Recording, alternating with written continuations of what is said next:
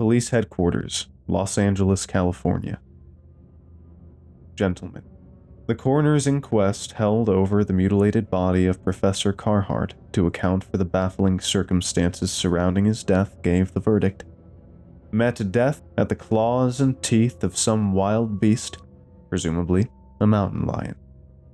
Considering the prominent and honorary positions held by the professor in some of our foremost universities, I felt justified in suppressing the astounding diary, herewith enclosed, found by me in the dead man's room after the inquest. I submit the diary without comment.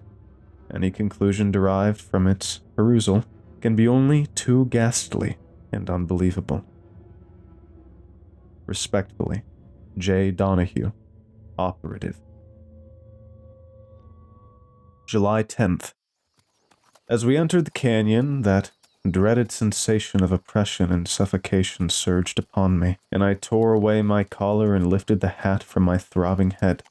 There are hypocrites who prate vapidly of the exaltation and exhilaration inspired in the human by these same mountains. Liars. Who should know more of mountains than I, who for 30 years have studied them, chipped away at their exteriors, articulated every rock and stratum in their towering frames, explored and explained their very entrails? Why, I have even proved to myself that they possess a soul, or souls, personality, malignant human emotions. God, what I have suffered! Is it in revenge for my exhaustive knowledge of them that they torture me so? When night comes, it is night now. They shake from their torpor and become monstrosities, crowding closer and closer, stooping to compress the air about my fevered head, crushing into my brain. It is only by ignoring them that I gain relief, so I am writing now in a frenzy to escape them. As I said, we had entered the canyon. There were only the stage driver and I. I had been dismissed from the university with only the explanation that my course of study was becoming erratic. Why had I selected the little lodge at the source of this rugged ravine for my retreat? It should have been the last place in the world for me to seek rest. Yet, I was here. The gray road twisted its dusty way into the gathering dusk of the mountains. The stage driver essayed a few conversational stupidities, but I soon silenced his chatter. He looked at me askance and whipped up the horses. The trail turned abruptly. The door behind was closed. Mountains reared about me on either side, and a feeling of panic assailed me. I was indeed in the enemy's territory. An hour passed in silence. Suddenly, a bend in the road interrupted the monotony of the scene. With what emotions I beheld. A cabin, an abode cabin, crouched back from the road against the hill. 6 gaunt trees that might once have been willows stood in a ghostly row before it. Its windows, glassless and shadeless like the lidless eyes of a skull, leered and peered down at us. A glance had scarred it on my mind. And then we had passed it. What place was that? The driver lashed his horses to greater speed. A good place to keep away from after dark. I waited impatiently for him to volunteer further information, but the fool was evidently sulky. I would wheedle. My good man, your reply only arouses my curiosity. He slowed down. The road lay straight. Turning, I could see the haggard eyes of the house as it watched for the effect the driver's tale would have upon me. It seems that some years before, after a heavy rain, some hikers had found in front of the deserted cabin 5 shallow graves, one beneath each tree. Each grave had contained a man. Investigation had identified them as a group of shepherders, rough customers at the best.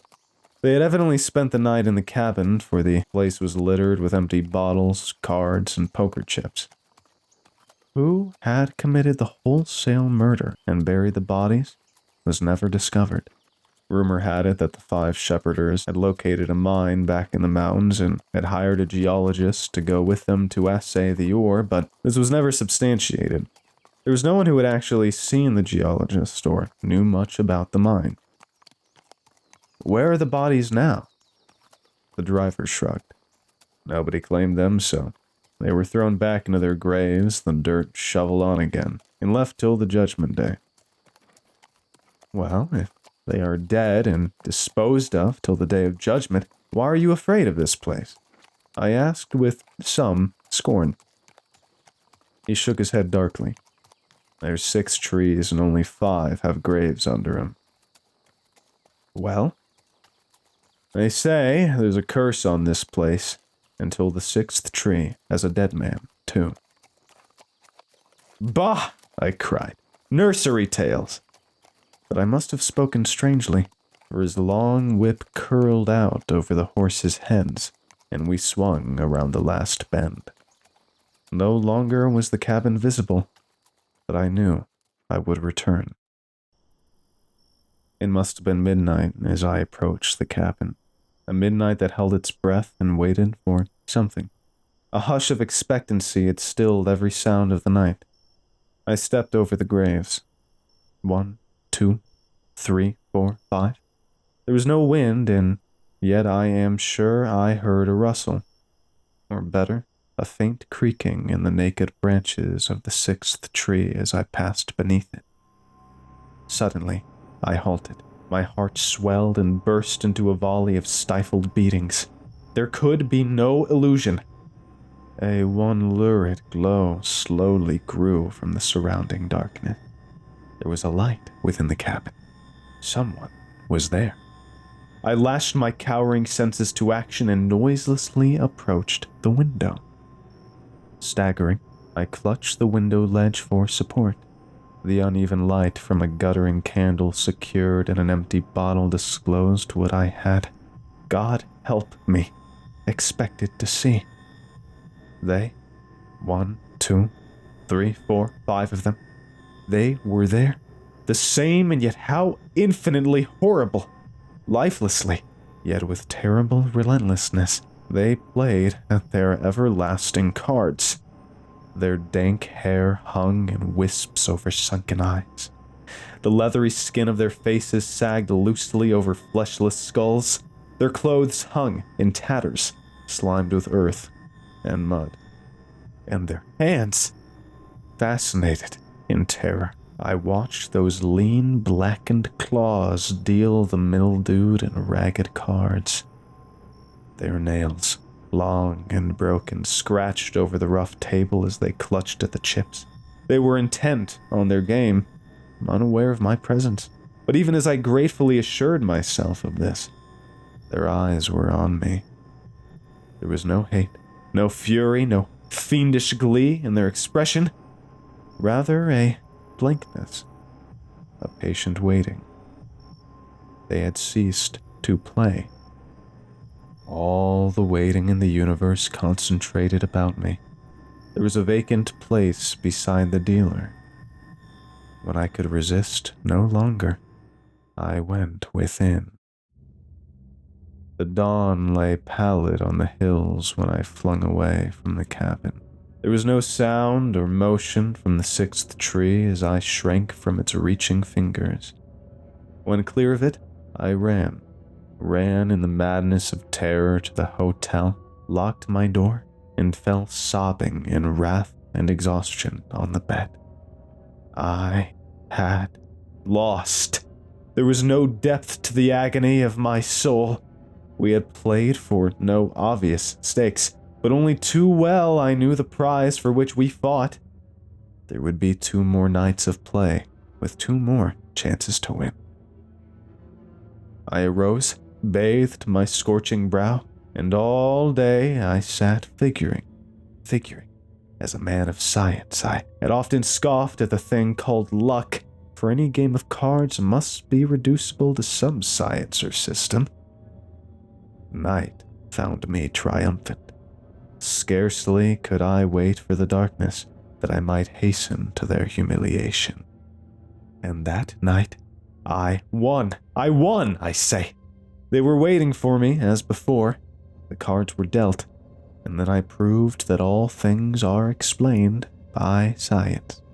A man so learned can hold the world in his hand, immune from the uncertainties of chance and accident. My triumph grew as the dawn approached. I grew reckless. I chuckled, I laughed, I taunted them in their ghastly dead faces. They sat immobile, playing. Their silence infuriated me. I tried to sting them to retort, but my words found answer only in the angry mutterings of the echo from the hollow room. When, as before, the candle choked and expired like a dying man, and their wasted forms faded into the shadows of the cabin, I hurled the cards after them and went stumbling and laughing into the morning, drunk with my triumph. As I passed beneath the cursed tree, it dared to trail clinging, warmthless fingers across my cheek. I jerked away in loathing and derision. I still can feel the iciness of its touch. They have asked me, these curious, ignorant fools here, where I spend the nights.